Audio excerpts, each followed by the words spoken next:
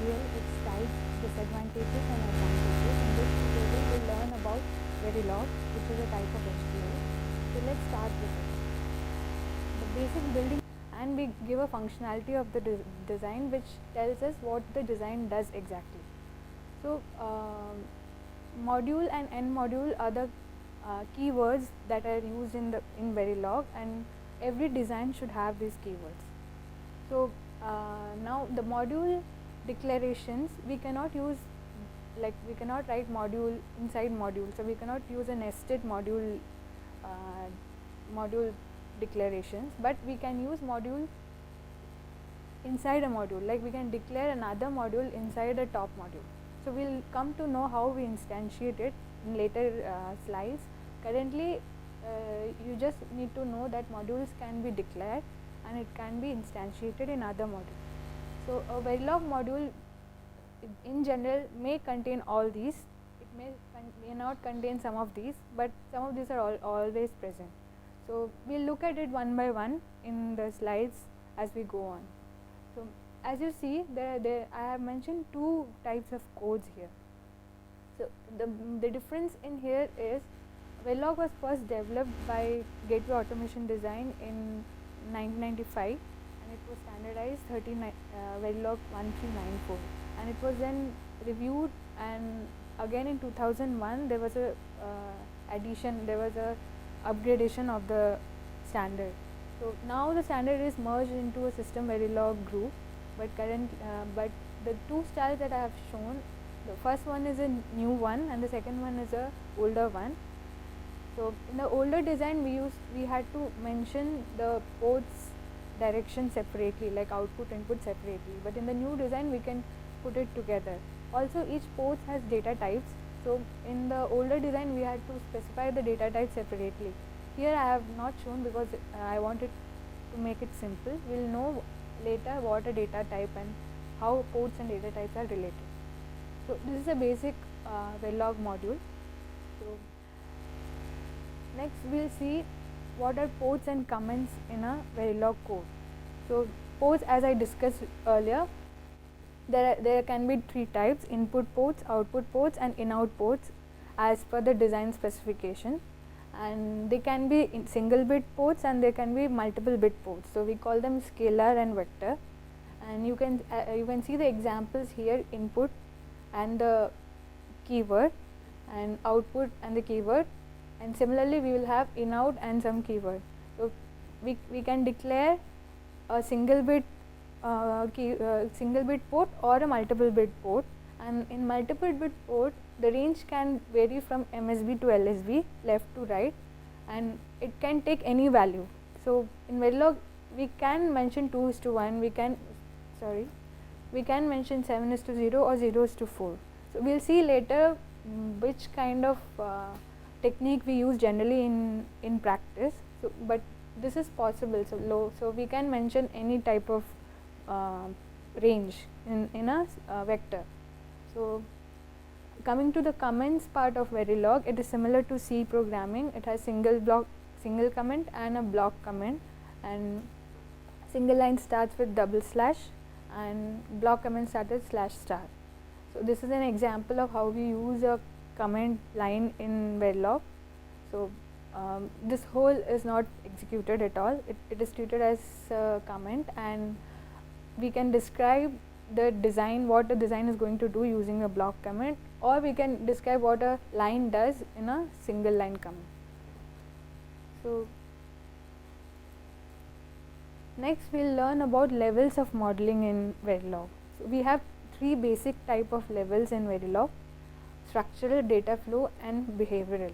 So we will go through them one by one, but in this slide I just want you to know that there are three kinds of levels, like the way in which we model a design. So there are specific ways in which we model a design in Verilog. So in the structural modeling we use primitives and low level module instantiation. It's similar to making a schematic. So we know the basic building block of the design and we just instantiate the basic gates in the, so it is very close to physical implementation and it is very easy to synthesize.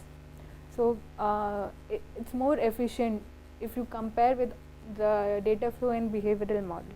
We will see in detail structural modeling, and in data modeling the input signal transformations are defined in terms of output. Output signal transformation. Output signals are defined in terms of input signal transformation. So, if there is any change in input, we'll make the output look like the output is represented according to the input change. So, the main disadvantage of data flow is we cannot model a memory element using a data flow model. Third is behavioral model. This is the most used model as of now. So, it doesn't require for us to know the basic building block. We can specify the code in an algorithmic manner, and since it's close to a natural language description, it's very difficult to synthesize because the tool doesn't know what we are asking the tool to design. So, this works best for verification purpose, for testing the system, but we will see why we use this more. Like, we use generally data flow and behavioral mixed in practice, and we generally don't prefer structural modeling. We will see why we don't use it. So, I will first discuss what is structural modeling and how it is advantageous, and what are the disadvantages of structural modeling. So, in structural modeling, we use logic gates and user defined components connected using wires. So, as you can see in the slide, I have taken an example of a 2:1 multiplexer. So, a 2:1 multiplexer looks something like this.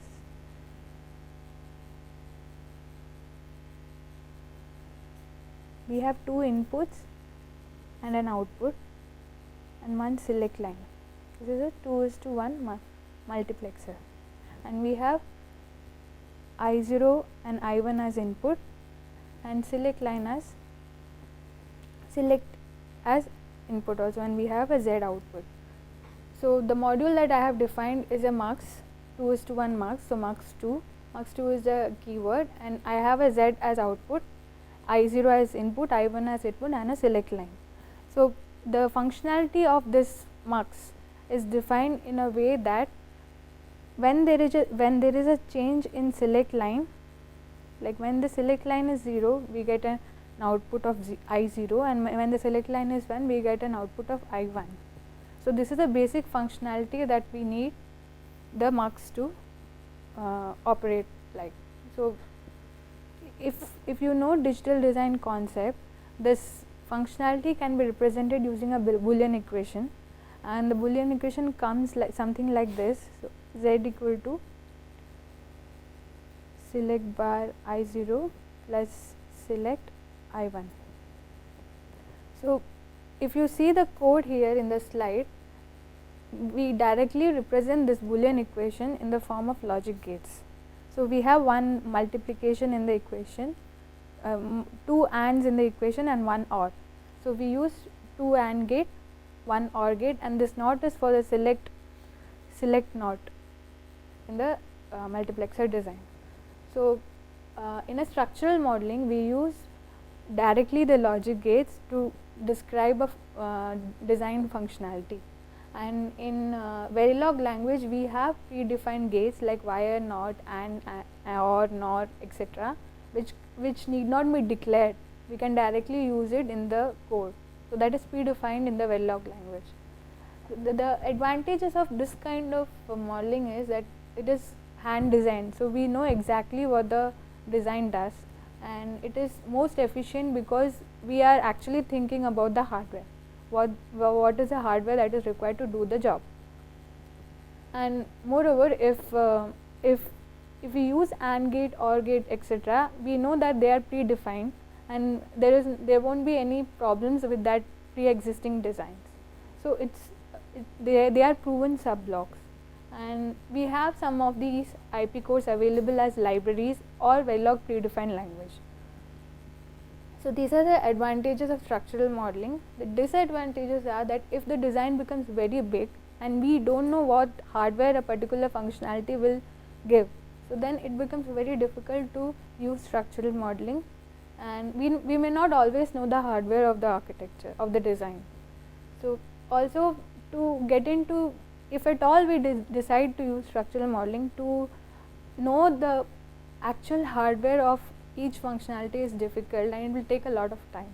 So for a higher level design, for complex design, it's very difficult to work with structural modeling. So we saw how we used predefined gaze earlier in structural modeling. So we call them primitives. So if you can see here, I have taken an example of adder. This is a 1-bit adder I have taken, which has a sum and a carry output, 3 inputs A, B and C. So if I draw it, I have a 1-bit adder circuit. I have A and B as 2 inputs to be added, 1-bit inputs. C in is a 1-bit carry in, and we get sum and a carry out. So I will describe how primitives are used in Verilog. So there is a way that primitives are instantiated or used inside a Verilog model. So each primitives have inputs and outputs. Outputs are specified at first, like the first thing that comes during the instantiation of a primitive is the output. So we always specify what is the output first and then the number of inputs. Generally primitives have only one output and many number of inputs. So there are no language restrictions, but generally it depends on the technology that we use. Like the number of inputs and output depends on the technology we use. So we can optionally specify delays of the AND gates, like we can put AND hash 1 2 something, which defines the propagation delay or other delays in this particular gate. Also the combinational gates, these XOR, AND, OR, is readily available in Verilog as primitives. So some of the examples of primitives are AND, NAND, OR, NOR, NOT and all this. So we now know how to use a primitive in a structural modeling and what are the advantages and disadvantages of structural modeling. Now we will see what a component instantiation is. So I have been talking about instantiation, right? So instantiation is nothing but using a predefined module in a top module, in another module. So suppose, like in the earlier example, I spoke about 2:1 mux. So we defined that 2:1 mux with the keyword mux2. So we will see how we will use this mux2 to create a 4:1 mux. So here in the example, I am using mux2 as a predefined module in the top module mux4. So if I draw the diagram, so we have 3 2:1 mux.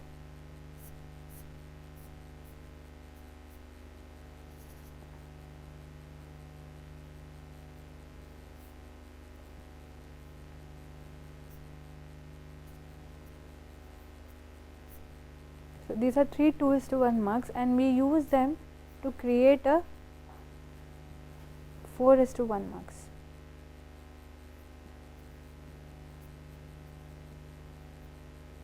So this is a 4:1 mux. So if you see the design, we have in a 4:1 mux, we have D0, D1, we have D2, sorry this is not D2, D2, D3, and we have an output Z.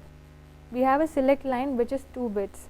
So we will use one select line for these 2 muxes and one select line for this mux.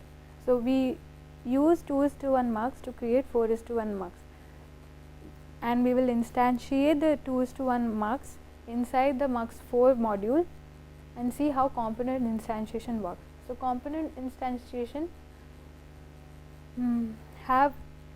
can be done in 2 ways. First thing is it can be called by reference and it can be called by position. It's somewhat similar to C calling, C function calling, but it's not actually that. So I'll tell you how it is done. So currently whatever you see in this slide in the code, this is by reference.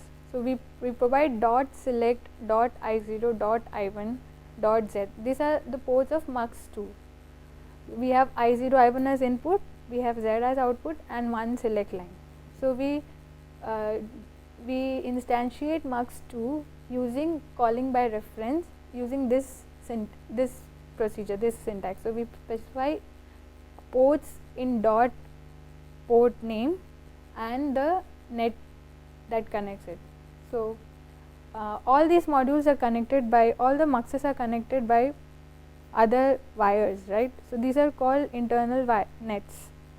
So we have to declare them. So that's why I have used wire Z1, Z2. This is a data type that we'll discuss later.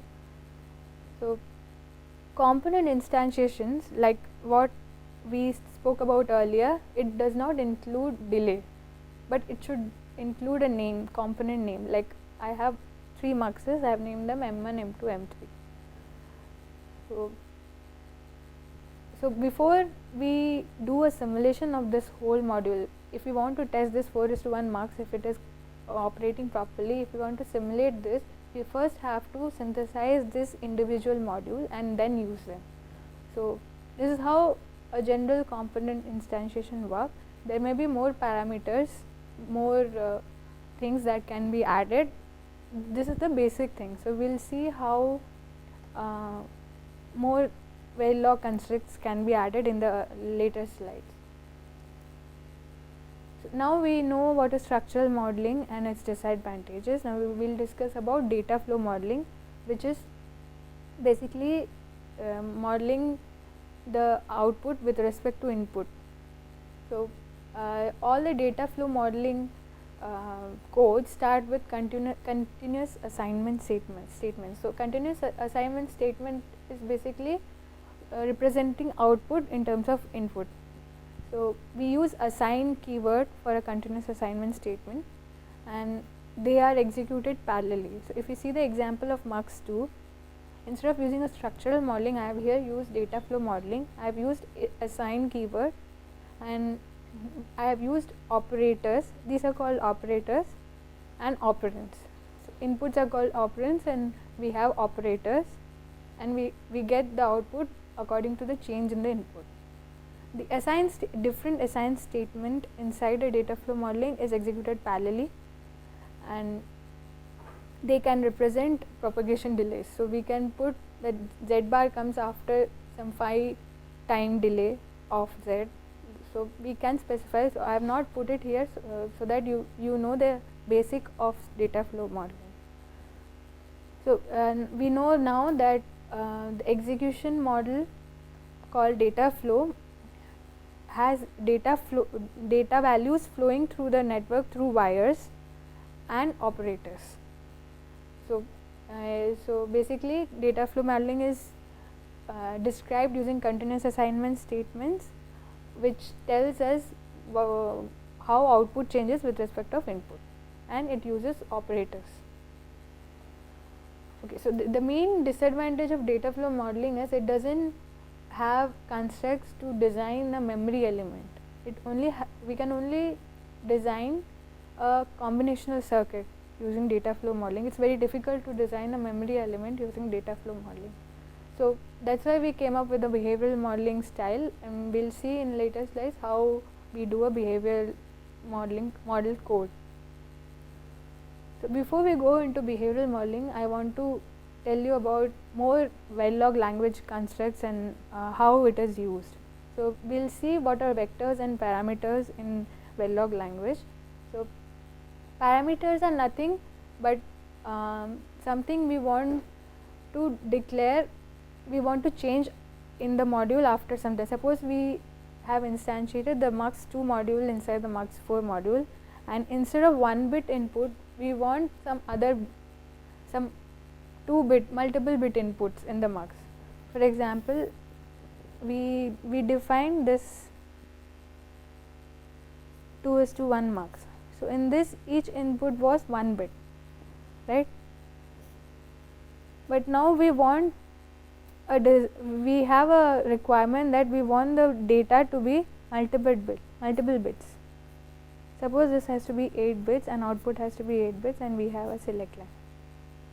So, to model this kind of structure, for our code to be independent of the change in number of bits, we define something called parameter. So, we define a width w of the data as shown in the slide. We define is using a keyword parameter, which is represented like this, hash parameter w, and by default it takes a value of 1 for a 2:1 mux. But when we use it in another module, but if it is not declared in another module, it will take the default value w1. If it is if we use the w equal to 2 in another module and use this mux2 inside mux4, then the mux2 takes the value that has the top module that it takes the value that top module describes. So, it overrides the initial coding that we have done, but it will take the top level parameter value. So, this is how we use a parameter. In this way, we can we can use a parameterized module. So, we can define different kinds of muxes with different inputs. We don't have to every time change the basic mux2 module to get a multiple bit data mux. This is how we do modular codes in Verilog, so that we can use a single code for different purposes without changing much of the code. So, hope you have understood how I have used the parameter here. So, this is about the parameter, and about the vectors. So, I told about ports which can be declared like multiple bits. So, multiple bit signals are called vectors, and they can be declared as high to low or low to high, like 1:2 or 6:1, something like that. So, the common usage that we use in that we have in practice is MSB to LSB, where MSB is greater than LSB and LSB is generally 0. But we can use we can use part vector in the design. So, we can suppose if the carry wires are declared as n is to 0, suppose n is some carry wire is a 6-bit wire and vector, carry wire is a 6-bit vector, and we have 5:0 as carry wire declared, and we can access each bit separately, or we can use a bunch of bits and assign them some values. So, we can use them to assign it to a output, or we can assign them a constant. So, this is how we use a vector in the design. So, next we will see what are the basic language conventions and semantics. So, Verilog is a case sensitive language, and we generally do not use a case sensitive feature because it makes the design very difficult to debug. If in case you have made a mistake, it is very difficult to debug. So, all the keywords are in lower case generally, and different names should be used for different designs. Like I have used mux2 for 2:1 mux, mux4 for 4:1 mux. So, we should use different names for different scope, and the identifiers like the names that I use for a module or for an instantiated module should have uppercase or can have uppercase or lowercase alphabets, decimal digits or underscores, and the semantics that we can use in a Verilog language is that every line of the code is ended with a semicolon. We can have two types of comments. We have compiler directives, which I will come to later. We have built-in system tasks and functions which start with $, and we have strings enclosed in double colon. Okay. So, in Verilog we spoke about wires.